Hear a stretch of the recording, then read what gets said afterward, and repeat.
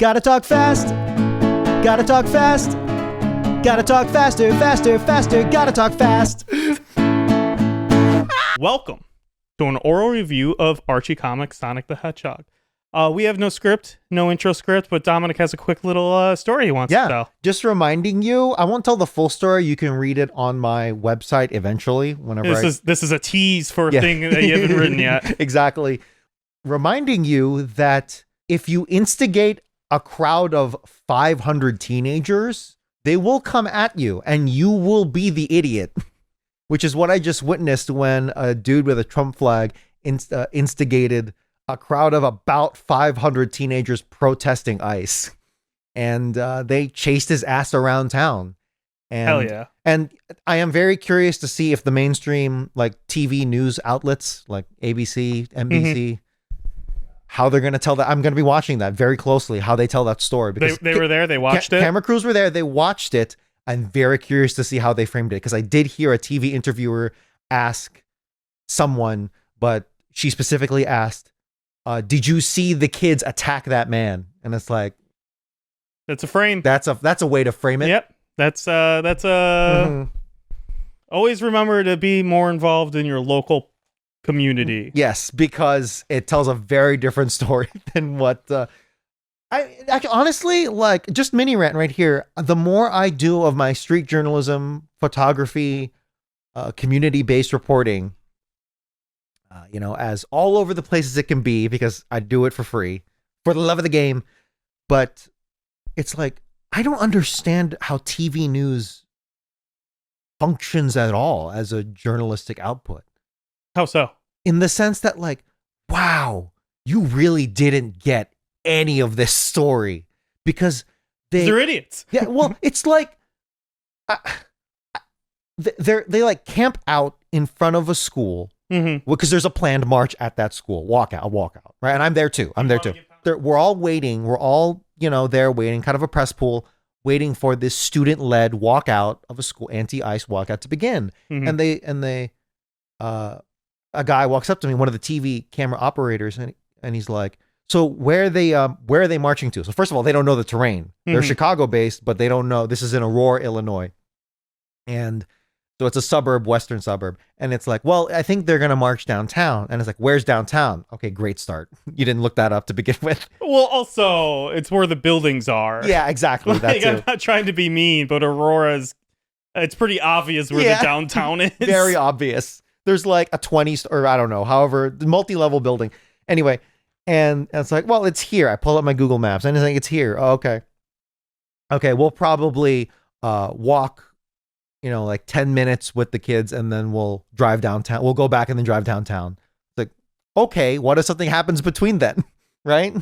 Are you getting the context of what these kids are playing, what these teenagers, right? What these teenagers are doing? And did they interview the teenagers at all? Yeah, some of them, and you got to frame it. Here's the thing, like, fast forwarding to the point is that I do understand they have to do this a certain way, but that way is also inherently like shaving away so much context, shaving away so much of what this feels like. It's so abstracted. They get like 2 minutes on this story to air.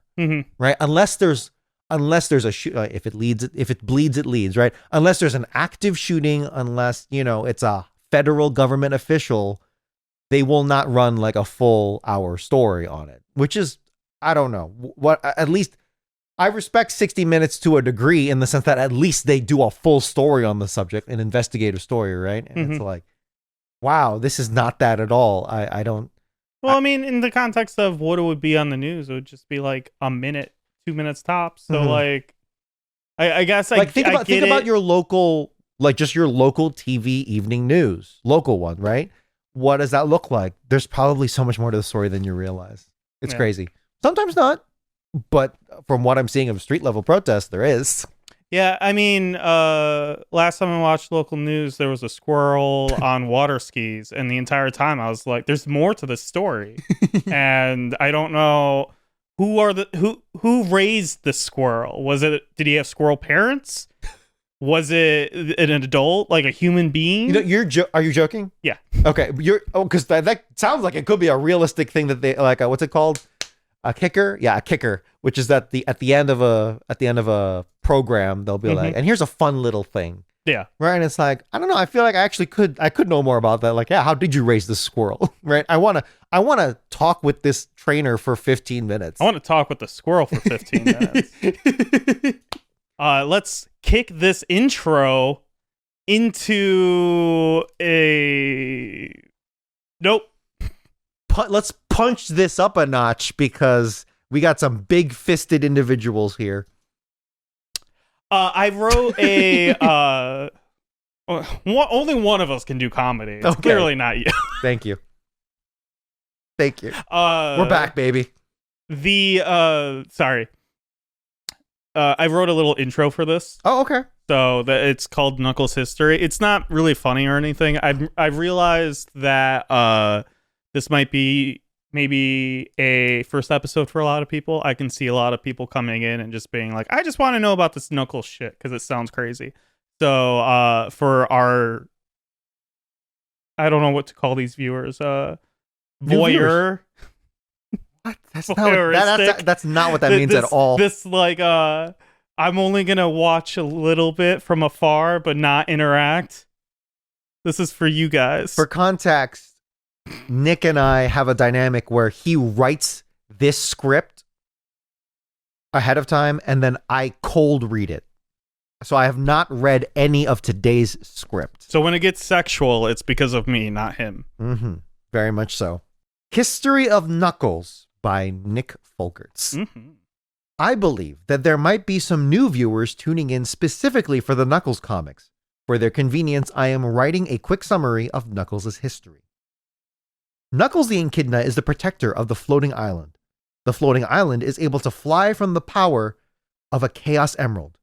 At one point of time, there were many Chaos Emeralds powering the island. In present day, there is one.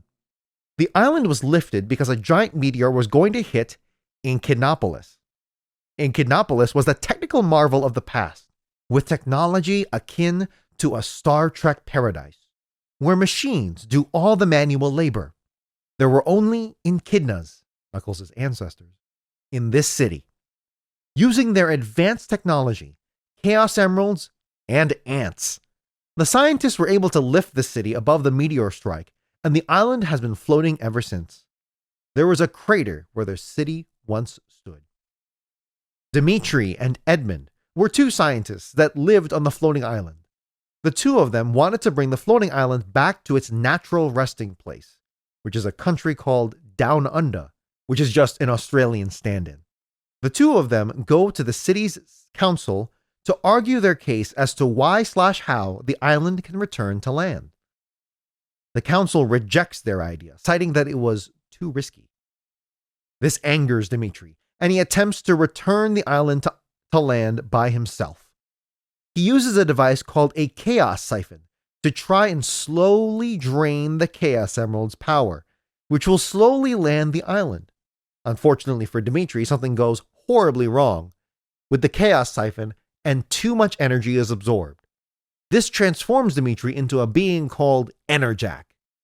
Enerjack reprogrammed all the machines that lived on the island to do his bidding and took over the people of Echidnopolis. He also created a giant evil tower. His plan was to use the floating island like a ship and conquer the world. He captured Edmund and some other people and kept him inside the tower.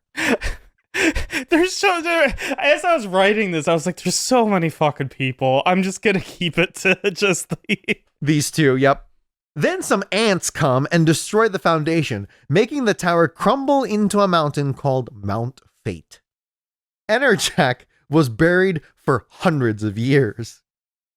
During that time, Echidnas rejected technology, citing what happened with Enerjack. All of the tech was buried somewhere on the floating island. Hundreds of years later, so another 100 years, hundreds of years later after that, Enerjack emerged and Knuckles had to fight him. So that's really lazy writing. And Knuckles had to fight him. I did miss the. I should have said this later after you were done reading, but he gets buried and then immediately they get rid of the technology. It's not hundreds of years later. Okay. He recreated his tower and Knuckles' dad, Locke, who just secretly hangs out on the floating island, straps a bunch of rockets to the tower, and the tower gets blasted into space with Enerjack in it. Knuckles, who was in the tower, was saved by ants when they destroyed the foundation he was standing on, and he fell back down to the floating island. So it's cartoon style where the ants, I have to describe this to believe it. The ants eat a circle, like Looney Tunes style, eat a circle around exactly where Knuckles is standing. And as the rocket strapped tower is being shot upwards like a rocket, the floor under Knuckles just goes down. So it's like two forces going up, one going down. All because of the ants. Mm-hmm. Yep. I think that's it. That's it. Yep. That's just where it ends. That's just where we're fucking at. That's kind of where we're at. Yeah. I mean, is there... I acknowledge it's not the greatest summary. But honestly, like when you write it out like that on a single page and you have to like really summarize it, it's fucking insane. Yeah, and we didn't even cover everything. No, we really didn't. So that's just like a broad overview. There's a lot of talk about ants. Really into ants. The ants are, I said this when that episode aired, but like the ants are, they feel like an allegory of the underclass. I think that gets lost as we go forward. I think so too, but man, it would have been a great allegory had they just done it right. No, had they just... I mean, I think things that happen in this issue that we're about to read, like, completely counteracts that. Yes, 100%. So. But up until now, it would have been cool. Sure.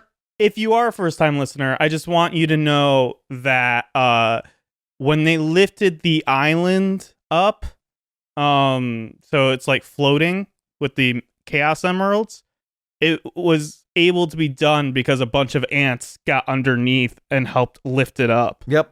I just that I didn't even know how to write, so I kind of like skipped over it.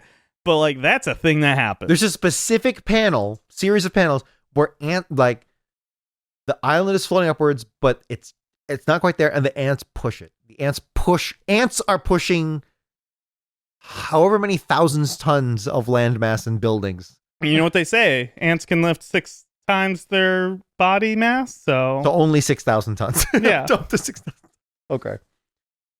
So, all of that being said, we are reading Knuckles, the Dark Legion miniseries. Part 1. This was released in February of 1997. Publication date, April of 1997. Written by Ken Penders and Kent Taylor. Art by Manny Galan and Andrew Pepoy. Pepoy? I have no idea.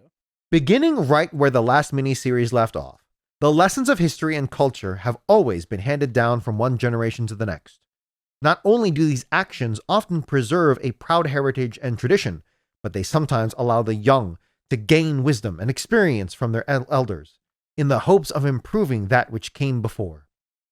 While many have attempted to chronicle their yesterdays in a manner favorable to them, true historians find it often best to liken history to a prism, an object with numerous points of view, in order to see the whole picture. As with anything else, the insight that is obtained from these lessons are at best assimilated a bit at a time. With each new piece comes a greater understanding and awareness, and it is no different with Knuckles the Echidna. Thankfully, in this early stage of learning, he has become aware of how little he truly knows and how much more he has yet to master. Since his encounter with a malevolent ancestor calling himself Enerjack, Knuckles has sought to learn more of his heritage in order to better understand his present life. Be prepared for the future. While it is true that the current guardian of the floating island can grow, it is equally true that oftentimes even the best of us can never be completely prepared. So that is the intro page, all text, kind of like a, It kind of sets up the issue. Yes. Something I forgot to mention, Enerjack is Knuckles' like great uncle. Mm-hmm. That's it. So this is all just one big family affair. Yeah. All the Echidnas are related, I think. Yeah. I mean, you don't see any interspecies stuff, so. Yeah. Not yet. No. Sonic and Sally. Oh, I'm sorry. You're right. But in Echidna world? No. Oh, yeah. They don't mix. No. Honestly, they do have a vibe that is very elitist, very arrogant. Yeah, just like they know better than everyone and everything around them, which I think is a cool angle for a society, for the rest of the Sonic comic world to bounce off of. Well, let's see if that continues by the end of this issue. Mm-hmm. So what you're gonna read now, so that was all written by the writers. This is now Nick's writing. It's all me, so it's gonna be much worse. I don't know. We see an image of an alarm blaring. A red hue has tinted what appears to be a control room, a hidden complex inside the floating island's forbidden zone. A clean, futuristic room with video monitors with images all over the island. A door slides open. An Echidna stands in the shadows. This is Knuckles' dad. Mm-hmm. Alarm off. Activate monitors. Sensor readings are off the charts. The Echidna steps into the light, and we see Knuckles' dad, alive and well. A portal opens up on the monitors, and out comes an army of what I'll call 1950s stylized robots with flying saucers with hooded figures. Hundreds of robots and hooded figures have come through the ports. By the ancient walkers, I should have known. After all this time, first Dimitri, and now the Dark Legion. I just realized I didn't even talk about the ancient walkers. Yeah, you didn't. That's fine. We'll get there. They don't need to know. Okay, well, ancient walkers, a bunch of floating heads in space. We don't even know what the ancient walkers are. Yeah, How am I supposed to describe it when I don't know what it is? This is generic 1990s worldly mysticism. Yeah. Yep. Where you had America and then the rest of the world, and that's all you needed to know about multiculturalism, right? Mm-hmm. We cut to elsewhere on the island. Archimedes and Knuckles are hanging out, soaking in the sun. Ah, this is the life. The great outdoors. No omnipotent relatives, no obnoxious hedgehogs. Archimedes senses something wrong and warns Knuckles about his bad feeling. He begins thinking to himself. I don't know if he explained who Archimedes is. Archimedes is Knuckles' best friend, Fire Ant. Yep. That's. I didn't even know we had to explain that one. I thought that was just kind of intuitive. But hey, what do I know? Also Australian.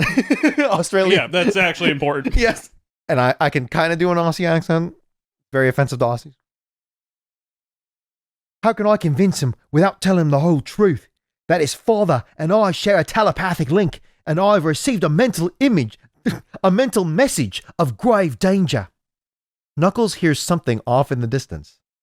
We cut to the past, where we see Dimitri and Edmund giving a lecture in the Hall of Science about how to return the floating island back to Mobius. In the audience, we see Dimitri and Edmund's wife and children, who are listening intently to the lecture. Also in attendance, ants. Lots of them, and they're all a little too muscular for my taste. Dimitri's boy whispers to Edmund's son that the council has no choice but to approve their plans. I realized that was a weird sentence, but at this point, we technically don't know names yet. Yep. So... Just then, the council speaks up and says that the plans have been denied. Dimitri storms out of the Hall of Science saying that they're all weak-willed fools and that they'll be sorry. We're back in the present day. Knuckles is following a sound in the forest when a bright light shines through the trees. Knuckles and Archimedes follow it to a clearing where they see the Dark Legion marching forward. One of the robots senses Knuckles and Archimedes' heat signatures and begin walking towards them. We're back in the past. We see Edmund escaping the tower of Mount Fate, which is crumbling. He gets to the base of the mountain and is greeted by his child and Dimitri's child. Here we learn that Menaker is the name of Dimitri's child. I'm sorry, Menaker, but your father... Menaker collapses to his knees. What we presume to be the judge says, "Go to the ant, thou sluggard. Consider his ways and be wise." If I just watched my father get buried in rubble and someone had the audacity to say that to me, I would turn evil. My gut says Menaker will too. Back in modern times, the robot that sensed Knuckles and Archimedes is near the two of them, looking. He is unsure where they could be. The two of them dart off into the woods. The robot does not detect heat signatures anymore. We cut back to the past. Edmund and his son are going door to door, gathering electronics to destroy. Edmund rings a doorbell to a house and is yelled at by the owner, saying that he didn't vote for this. His son goes to next door to continue his search when he's greeted by Menaker, who happily gives away his electronics with a smile, saying he doesn't need this antique equipment. Menaker goes inside and his smile vanishes. He pulls out a remote control and pushes a button. A door opens up with electronics inside. Menaker, what is Menaker? Oh, yeah. Well, his dad's evil. I think he's just like from an evil bloodline. I think that's what they're trying to set up here. So I hate that. Oh, I know. And we'll discuss this, don't worry. But yeah, I despise that. After all, what need have I for antiques when I have access to state of the art? So it just gave him like little shit vibes. He's like, so this is like the vibe I'm getting is that this dork of a kid is having like an emo phase. Yeah, no, I think you did good. Yeah, it may be a little too. The word that's coming to my head is golem. Not Gollum, but like I know what you're talking about. Too gravelly. Let me try it. After all, what need have I for antiques when I have access to state of the art? Yep, there it is. Back in modern times, Knuckles and Archimedes are still hiding from the massive robot when they decide it's time for action. Archimedes jumps on the shoulder of the robot, distracting it. Knuckles then gives the robot the classic knuckle sandwich knocking, or as I like to call it, knucking it out.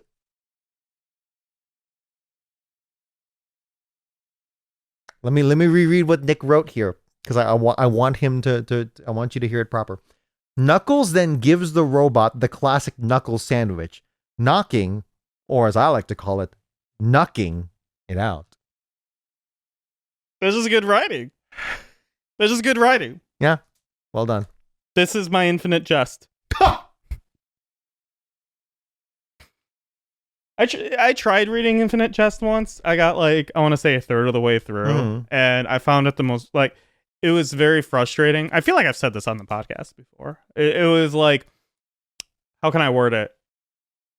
Like 15 pages of like the most boring shit you ever read, and then like there'd be like the most beautiful paragraph you've ever read, and it would like draw me right back in, and then it would just be again like just fucking 10-15 pages of just the most boring shit you've ever read. That sucks. Yeah. That's a roller coaster. Well, and then because that's the joke. That's the infinite jest. Yeah. Well, and then this fucker, David Foster Wallace, rest in peace. He did all the footnotes in the back. So when the book is technically about tennis, so it's about many things. And so he made it so you have to flip to the back of the book to read all the footnotes. And there's a lot of footnotes. That's annoying. And so the idea is you're constantly going back and forth like a tennis match. I do like Chicago style annotations. I think he's from Chicago, I think. I think it's called Chicago style, right? I don't know, man. I don't know. I should know that. But anyway, the two of them, so this is Knuckles and Archimedes, the two of them are spotted by the Legion's leader, who yells out to his minions to follow Knuckles and Archimedes. We're back in the past again, where Edmund is unloading electronics and cataloging them to be stored in a secret vault. Edmund's son speaks to Edmund. It's as you. So this is Edmund's son. This is Edmund's son, who is a dork also, but not evil. But I would say he's cooler than his dad. Oh, okay. That changes it for me. Right? Yeah, I can see that. Because he's already like, well, he looks like he's wearing the latest fashion. Look at those dreads. Well, also look how fucking menacing he looks here. Edmund would never. Yeah. But still a kid. I don't fucking know these guys' age. Clearly a child. I don't know how the anatomy of the echidna works. It's a mammal. I don't know if you should be so sure of that.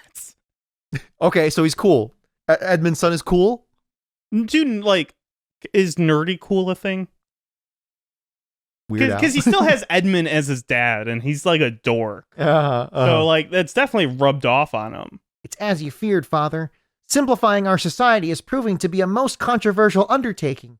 Already there are signs of insurrection. So like a halfway point. I'll take it. Here we finally learn the name of Edmund's son.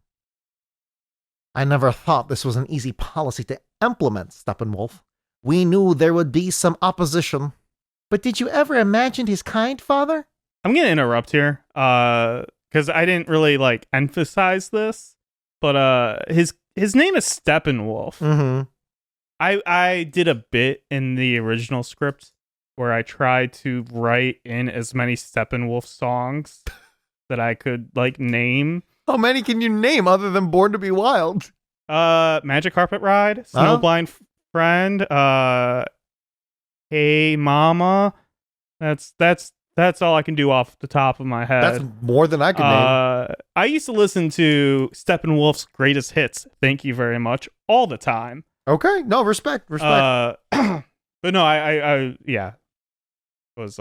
hated it. I hated my original script. I hate this one too, but we need to do a podcast. The Nuck thing was good though. I never thought this was an easy policy to implement, Steppenwolf. We knew there would be some opposition. But did you ever imagine this kind, Father? Steppenwolf, with immense judgment, points to a man in a cloak, harmlessly walking by. The kind that skulk in the shadows? We follow the man who Steppenwolf pointed at as he walked into a hall surrounded by other cloaked figures. He begins addressing the crowd. Okay, so this is giving me, so this is cult leader vibes, right? Mm-hmm. There's probably like pastor, so I'm thinking like Jim Jones or yeah. What I'll say is use this voice for the Dark Legion guy too. Yeah. I mean, it is, isn't? No, this is like 400 years in the past. Well, that doesn't mean anything in Echidna years. Yeah, maybe it's the same dude. Yeah, I don't know. Okay. Honestly. He begins addressing the crowd. We all know why we're here. All of us not only believe in our No. Because that's Preacher. That was Preacher. Not the right vibe. Yeah, it didn't feel right, but okay. I don't have a good... Yeah, right? I don't know where to go with it. So my gut just says keep it. No. How about this? Okay. Context. Mm-hmm. You know those Eyes Wide Shut style orgies? From the movie Eyes Wide. The implication there is like I go to these all the time. Not all the time. Just, but at least once a month. You know the masquerade mask, yeah, right? But it's like a guy who wants to run a secret orgy, but he's also like a total flunky at work. He's like middle manager. Oh, that's a vibe. Yeah, and this is like yeah. Oh, wow, what a good vibe. I don't know if it's a good vibe. Well, no, the dude sucks. But like that's so funny. You know where I'm getting at though, right? Yeah, no, I absolutely love that. Okay. That's so funny, dude. Here we go. Okay, we all know why we're here. Mm-hmm. All of us not only believe in our cause, we acknowledge it as a sacred duty. The power elite would like us to go back to the Dark Ages. Only Dimitri had what's that? Steppenwolf is above the crowd, watching in a Batman-like fashion when he moves slightly, making a creaking sound.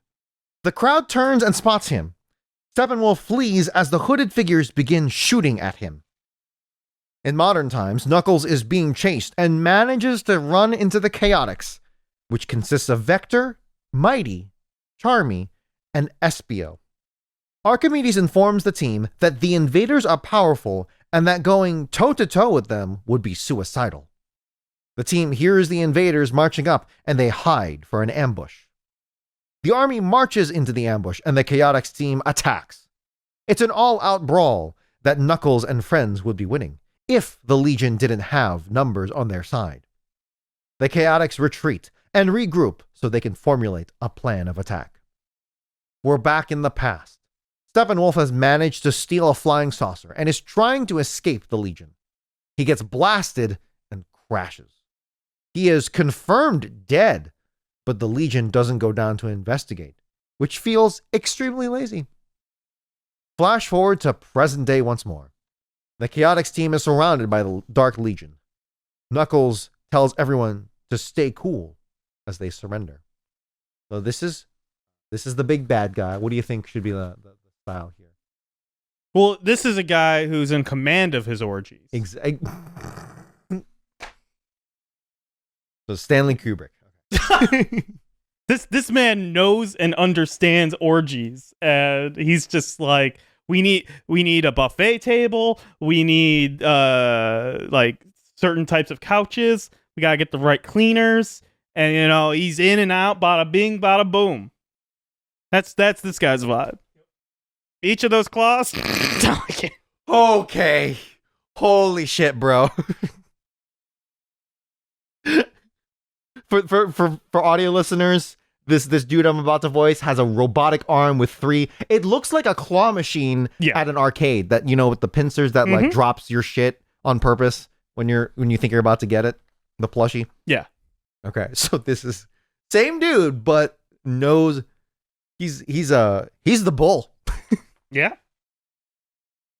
And Knuckles is about to get the horns. He looks like he's making horns right now. Yeah, right. Okay, what the fuck? This dude's gonna be around for a while, so I actually do have to make it distinct. We don't know that. That's true. He might not even ever appear after this. That is the nature of this comic, isn't it? Yeah. So still with the with the licking of the lips. Oh yeah. If only your ancestors were as wise. However, you happen to be all that is left. Listen up, all of you. Clasp your hands behind your head and don't even think of being a hero. Now, follow me. Maybe? No, I mean, that sounds like a dude who's said that many times. Yep. Okay. I'd rather trek through the desert again. Thank you very much. I'd reconsider if I were you. After all, we have more in common than you think. We finally see under the hood to discover that the man standing before Knuckles is actually a half Echidna, half machine man. I am Kragnock.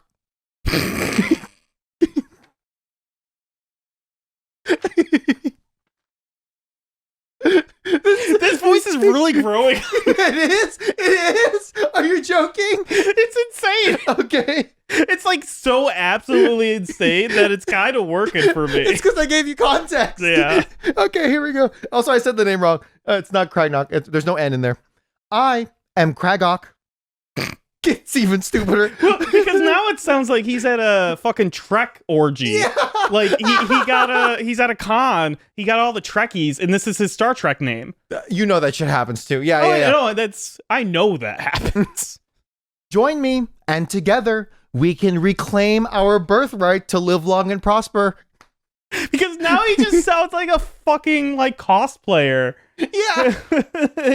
Because look, to be honest with you, when I read this, I'm like, this is so like edgy. This is so edgy, right? Yeah. So this like really works for me because he's trying so hard to be edgy and he's just kind of lame. Okay. Sorry. Just to wrap this up, this final page is like a splash. It's not a splash page. This final page is a full page of this dude's like reveal, and he's got like a cybernetic eye and that like a big chrome pincer arm or three-pronged pincer arm, and Knuckles' face is like horrified or like worried, concerned as it's like reflective off of the chrome arm. And this dude is still in like a cloak. So it's like weirdly like mechanical, but also in a wizard cloak, a dark wizard cloak. It's weird. I don't like it. And here's the full quote uninterrupted. I am Kragok. Join me and together we can reclaim our birthright. Oppose me and you can call me your worst nightmare. End of issue 1. Oppose me and you're not being invited to the next orgy. Yeah, right? Yeah. You are blacklisted, buddy. I want to just apologize up front where I feel like I interrupted a lot. Normally I try to let it just kind of flow through, but there's no breaks on this one. You know what was interrupting a lot of this issue? Was the fucking time jumps. Well, okay. Do we just want to start with that? Because that really pissed me off. Look, it does read a little easier, and I think this show is abstracting it, so I acknowledge it was probably super confusing, but it was still like, okay, we're bouncing around here, and This was one of the most annoying issues I had to write, which is partly why we didn't get this one out on time, because I kept on getting really frustrated, because I'm like, this isn't working. Yeah. I need to, yeah. So to summarize, the past plot is basically kind of retconning that the post-Enerjack, where Dimitri becomes Enerjack, but because we've already covered that before, it's not really focusing on that. Instead, it's covering the aftermath, where Edmund goes to the council and is like, yo, we need to get rid of technology, right? Mm-hmm. Yeah. And then this just follows that as the children, one of them who is now orphaned because Dimitri has been turned into Enerjack. So Dimitri's son, Menaker? No. Yes, Menaker. Yeah. Is now like, he's clearly turning evil, or like they're setting him up to be like a vengeance player here. Mm-hmm. And then also Steppenwolf, who is Edmund's son,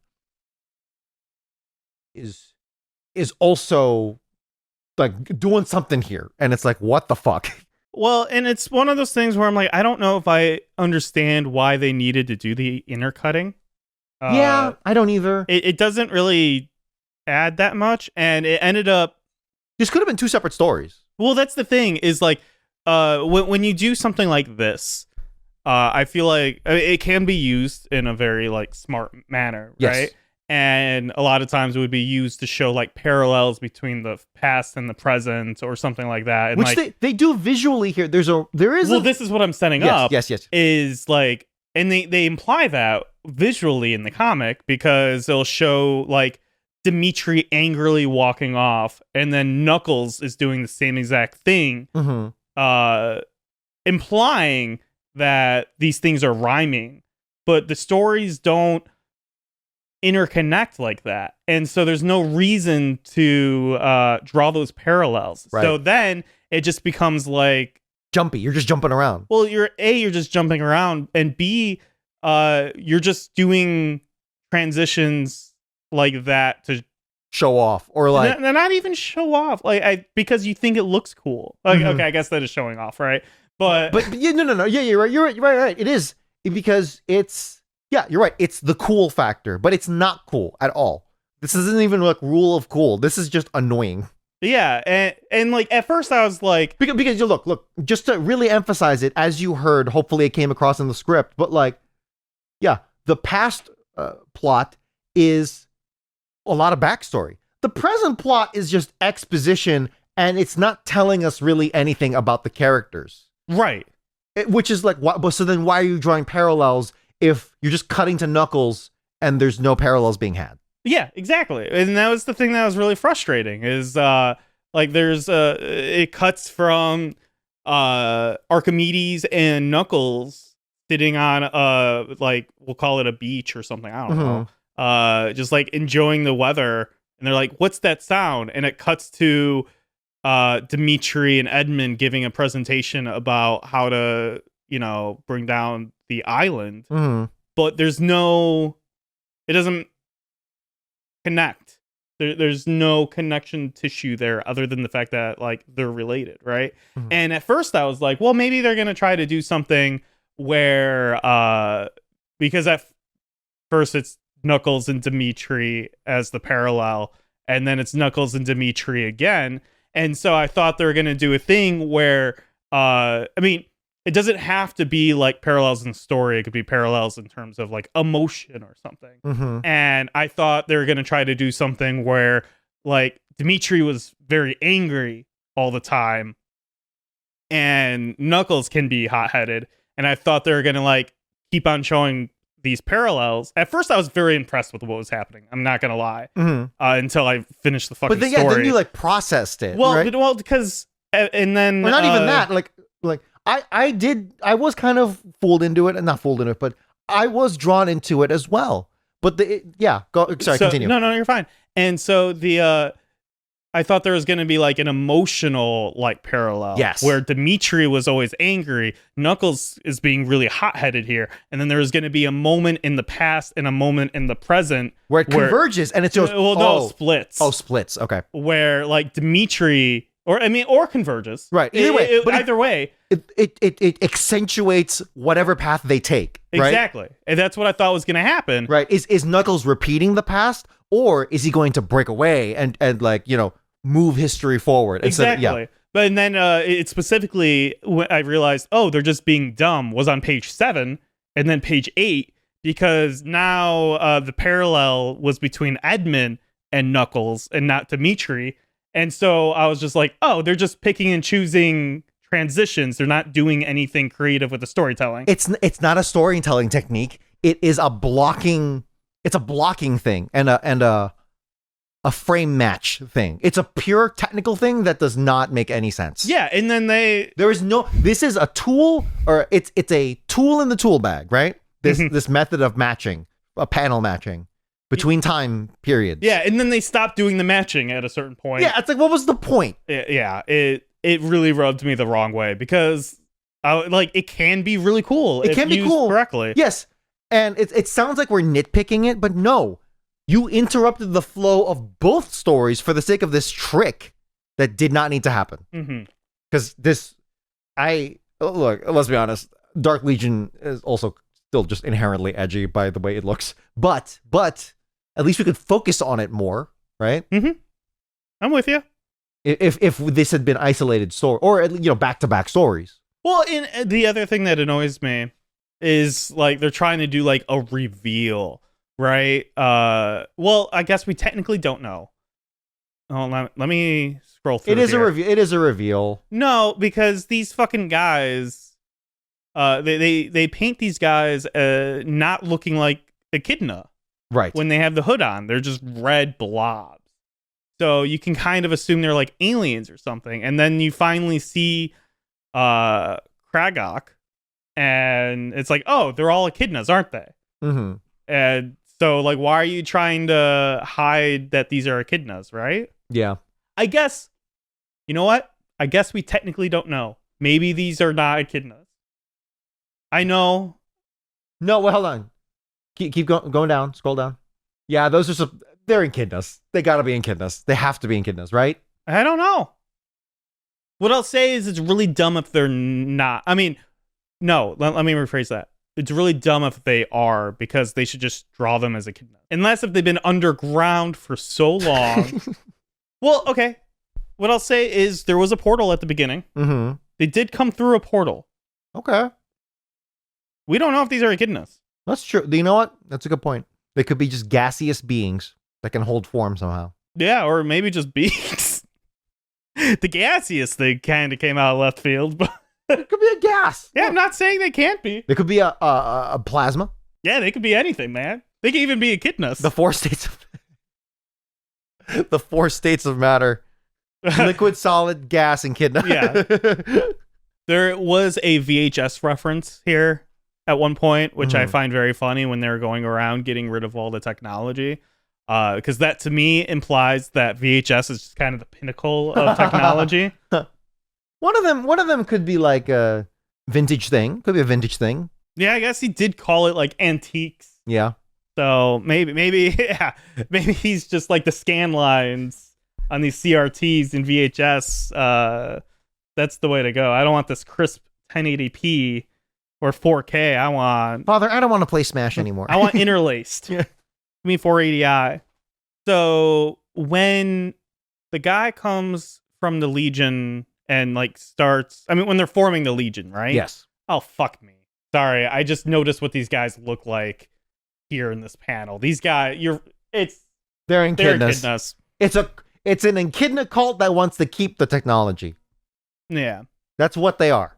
When he's addressing everyone, Menaker, when he's addressing everyone, he says specifically, the Power Elite would like to go back to the Dark Ages.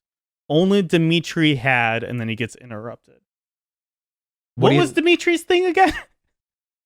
Because I don't think it had anything to do with technology. No, I don't think so either. Because what I'm recalling is that the technology thing came from, it's a reactionary movement from the shit that went down. Yeah, not Dimitri himself. Because of Dimitri. Yeah. Yeah. But this implies that Dimitri had a whole thing going on where he was like super pro technology or something, and that they're forming a cult around Dimitri, which doesn't make any fucking sense to me. But I mean, maybe I'm like misremembering. The Power Elites would like us to go back to the Dark Ages. So that clearly establishes that this is a cult. That they have an Epstein class. Or a secret society that is pro-tech, and they don't like what's going on. Exactly. Only Dimitri had... What does that mean? Only Dimitri had something. In my mind, he was going to say something along the lines of like the foresight or something to like keep technology or become a higher being. Maybe because the other guy was like part echidna, part machine. Maybe they're coming at it from a point of view of trying to evolve themselves beyond the echidna, which then I'm actually kind of into this plot. I actually think it's kind of cool if they're like, nah, we could be better than this, than what we are. If they are just coming at it from the point of view of like Dimitri wanted to get rid of technology or something, I think they're just kind of, I mean, maybe it would be interesting. It'd be really hard to pull off in a fucking kid's comic, but it'd be really cool if this dude was purposely misaligning what Dimitri was doing and trying to like, how can I word it? Like, sculpt Dimitri into his vision and be like, Dimitri was trying to fight for us to keep technology and just this warping, as all religions do, as all political beliefs do over time. It's just warping what the original intent was. I think that'd be really cool if they try to go down that route. Yeah, that'd be interesting. Really interesting. But for now, these are just the dudes who didn't want to throw out their Xboxes. So I'd be pretty upset too. I'd be in this cult. Yeah.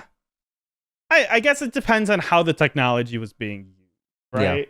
Because like, if you give me this cult today with the technology we have, I'm like, I don't know. Well, those are just tech bros. Those are right? Those are just Tesla drivers. Yeah, but like if they have like legitimate machines doing all the manual labor and stuff, and like it was kind of like a utopia, I would be like, fuck you guys. We have machines to do this. What are we doing? Look, we are underpinning it because it's so normalized. It is crazy that an entire society that is way more advanced than ours is just going back to the literal Stone Ages. Yeah. That is insane. And that should spark a civil war, in my opinion. Not just a secret society. I agree wholeheartely. How do you feel about the design of the robot? I was actually kind of into it. Yeah, I mean, it's just the day there stood still, which is, I think, Gort is the name of that sounds right. Yeah, something like that. It's been a while since I've seen that. Or maybe Klaatu is the alien, and then Gort is the spaceship / robot that he comes in. I actually remember the Keanu. Why do I have that in my head? Well, there was a Keanu Reeves movie, which is a remake. Never saw it. Okay. It was okay. I think I watched the original, like the original in school. Okay. Because I don't think I would have sat down and been like, I want to read The Day the Earth. Was it also like a short story? No, it was a movie. But it wasn't a short story also? Maybe it was, but it is fondly remembered as a classic sci-fi 1950s movie. I'm pretty sure I've seen the movie, but I was like, it feels like something that you would read the short story for and then watch the movie. Oh, fair enough. That's why I'm asking. And I was like, I had those names in my brain, which really like threw me for a loop. Sorry for that tangent. That's okay. I do like the design only because it feels so Doctor Who? No. I mean, yeah, it does actually. I mean, it does definitely have like a 1950s like vibe to it. But I liked it in the sense that it was so alien to everything else we've seen in the designs. Mm-hmm. It doesn't feel like and yeah, you can't say this is Robotnik. Yeah, exactly. It doesn't feel like something Robotnik would. Mm-hmm. Not even the combots. It feels too like clunky. The SWAT bots are basically Cylons. Yeah, these are more. Yeah, not that clearly. It's more 50s, whereas Cylons are more like 80s. Do you think these guys came from the past? Like time travelers instead of dimension or galaxy travelers? Well, my original idea was that they were just like living in a hole. Underground, I mean. Oh, sure. Right? But there is a small thing that kind of like red flag maybe is too strong of a term, but the designs of the spaceships haven't changed in over 400 years. Mm-hmm. So what does that mean? Does that mean that they like crushed it? That like there was nothing else to improve on? Or does that mean they came from the past? Or does that mean that like the illustrators were lazy? That could be that. Whoever told them how to design it. Yeah. It was just something to call out. I'd be okay with it if the. How do you feel about the merging? Oh, wait. That Could it be that they don't know how to create new technology, and they're reusing all old stuff? So it's like the Covenant from Halo, where they just don't. They literally don't know how to make new tech. Yeah, exactly. They just repurpose the. I like that angle. Yeah, that's a cool angle. That is a cool angle. Sorry to interrupt what you were going to say. How do you feel about the aesthetic between all of the hardware versus what they're wearing, the cloaks? I haven't decided yet. To me, it comes off like it's a clash that I don't. They feel like Spyro enemies. They do have a like platformer vibe. Yeah, like this is. It definitely does. Well, okay, I'm gonna say that this looks like a design for a child. What a child thinks an evil army is. Yeah, it's almost like this comic was designed for children. Yes, but you can still be better than that. You can be better than that. Yeah, it definitely does look like it would come straight out of like Spyro or something. Because there are some enemies that are in flying saucers. I don't think they wear cloaks, but the Spyro is a game series where the different realms, so levels, are all over the place. Like you'll have robots in one world and then wizards in another. On a what's the word I'm looking for? On a very gut level, I like the idea of trying to clash the aesthetic of like futurism and like past at the same time. Okay. So like I like the idea of what they're going for. I just don't know if it's like the right. I don't know. Balance. I don't know if I trust them with this. I mean, I don't trust anybody, and I'm very alone. How do you like the psychic link between? Oh, that's what I was wanting to talk about. Yeah, that's crazy, dude. I guess they are generating some kind of personal dilemma for Archimedes, right? Still make him relevant. The annoying thing is, I remembered they've hinted at Archimedes like knowing more than he should, and I don't think I ever said it on the podcast, but I literally remember thinking it'd be really fucking dumb if like he has a psychic link. And there it is. Why do you think they have a psychic? Do you think all because ants? They're ants. He's an ant. No, I know that, and I know that the ants. I remember. So I think they show the ants having a psychic link at one point. Yes. That's why I got that in my head. I was trying to figure out why I even like got there. Do you think that means Knuckles' dad is part ant? Think Knuckles' like mom or dad fucked an ant? I don't think it's in that kind of interspecies relationship, but I do think it's some kind of, maybe there was a lab experiment gone wrong. With ants? Well, what's that story? The Fly? Yeah. Where a fly, makes its way into the testing chamber and he becomes a fucking fly? Yeah. So yeah, it's probably the same thing with an ant. I think it's really fucking dumb. I think it's going to be a thing where we're going to find out that Archimedes is like, everyone's psychic. You just got to learn how to use your psychic. So it's like the Force from Star Wars? Exactly. Yeah. Not joking. Because, it's Ken Penders, right? So. Yeah. And I think when they first introduced Knuckles' dad, he definitely had like a Jedi vibe to him. Wasn't he wearing like robes and stuff? He was wearing, it looked more like a martial arts robe, but it could be interpreted as a Jedi robe. Yeah. I choose to interpret it that way.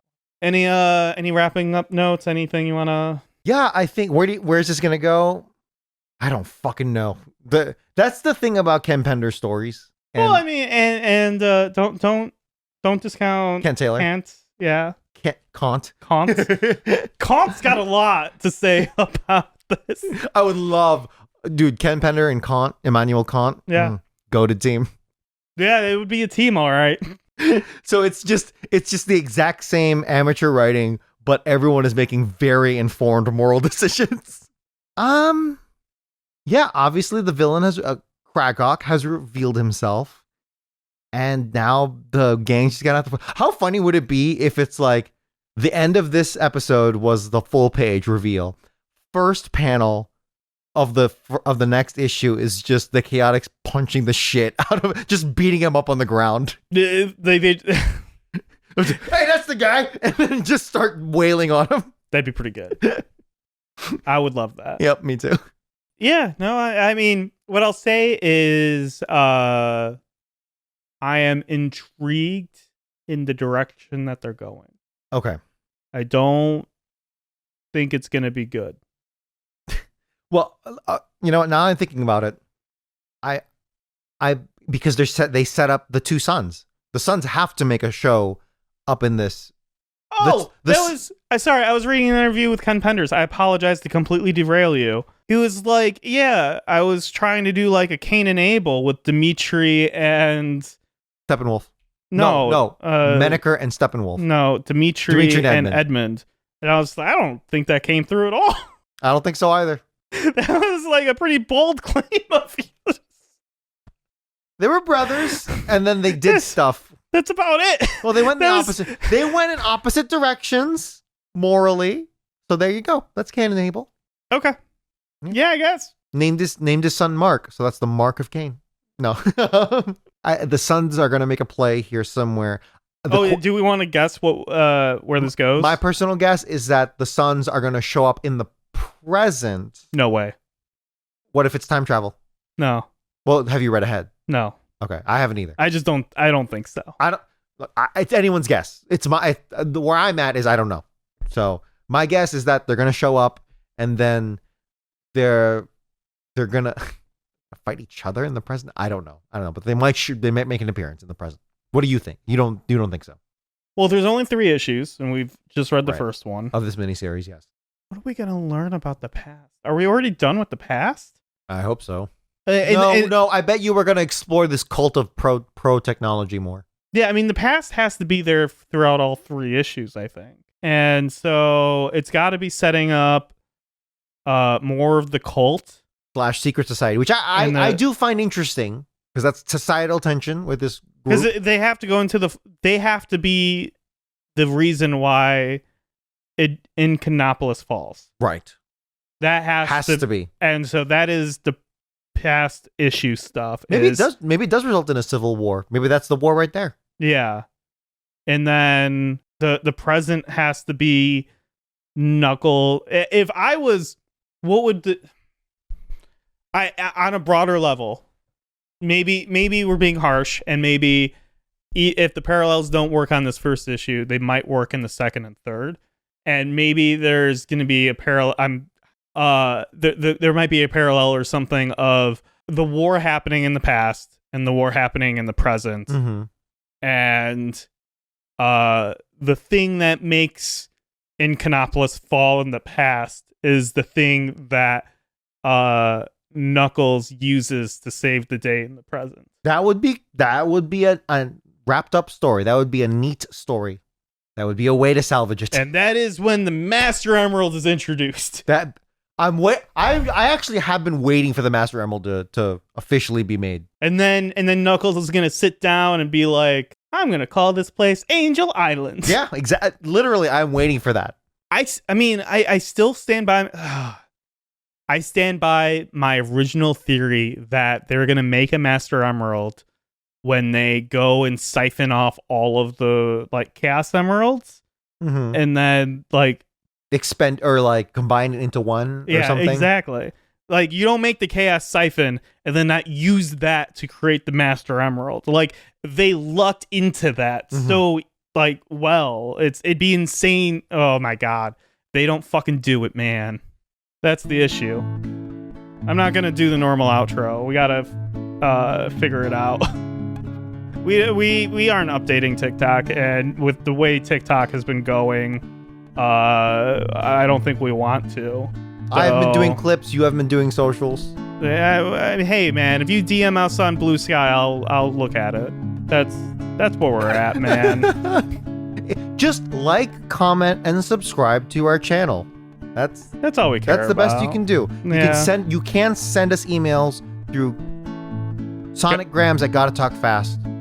Yes. .com? Yeah, .com. I made sure to get the .com. You sure? Why wasn't it .speed? Is there a .speed? There could be. I know there's a .bike. Follow Dominic at Blue Collar Jazz. He's writing stuff. You should follow him. He's doing the work, man. I'm not doing work. I mean, I'm doing work, like an actual job, but not the work, you know? You can follow me at Mojosaurus. I stream once every 2 years at twitch.tv/Mojosaurus. I swear to God, I'm gonna start streaming on the Gotta Talk Fast channel and gonna do some. Oh, did you not do that on Monday? No. Oh, I thought you did. I assumed you did because you said. Nah, man. Life, man. I have not been looking at the YouTube channel. And when life keeps going fast, you gotta talk fast and just get through it. We love you. Gotta talk, gotta talk. Gotta Talk Fast was written by Nick Folkerts and edited by Dominic Guanzon. Intro and outro themes recorded by Dominic Guanzon. Gotta Go Fast originally composed by Norman J. Grossfeld, Joseph Garrity, and Russell Velasquez. Gotta talk, gotta talk. Gotta talk, gotta talk. Gotta talk, gotta talk. Gotta talk. Gotta talk fast. Gotta talk fast. Gotta talk fast. Gotta talk fast.